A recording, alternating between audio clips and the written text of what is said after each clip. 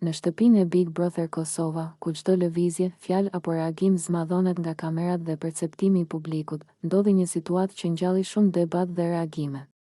Klodi, i cili në atë moment ndodhej pa rroba për arsye loje apo rutine brenda shtëpisë, u gjend papritur në qendër të një momenti tensioni me Elionën.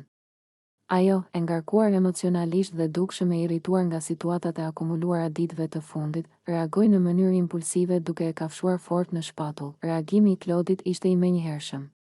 Ai bërtiti me të madhe nga dhimbja, jo vetëm sepse veprimi ishte i fortë, por edhe sepse ishte krejt i papritur. Zëri i tij u dëgjua në të gjithë hapësirën e shtëpisë, duke tërhequr vëmendjen e banorëve të tjerë, të cilët u afruan të habitur dhe të shqetësuar. Disa u përpoqën ta qetësonin situatën, ndërsa të tjerë mbeten të shtangur nga ajo që sapo kishin parë. Ky moment ngriti menjëherë pyetje të mëdha për kufijt personal, sjelljen nën presion dhe mënyrën se si emocionet e forta mund të çojnë në veprime të papranueshme.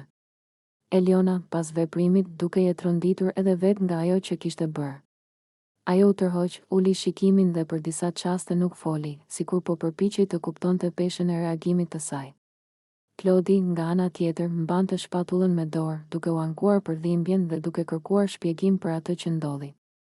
Në kontekstin e Big Brother Kosova, ku psikologjia e lojës, izolimi dhe presioni i vazhdueshëm ndikojnë fort te banorët, ky incident u pa nga publiku si një shembull i qartë se si tensioni i grumbulluar mund të shpërthejë në mënyrë të gabuar.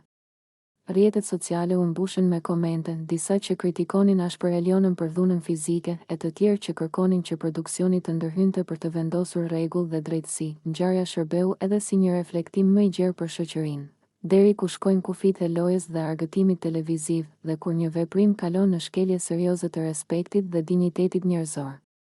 Pavarësisht se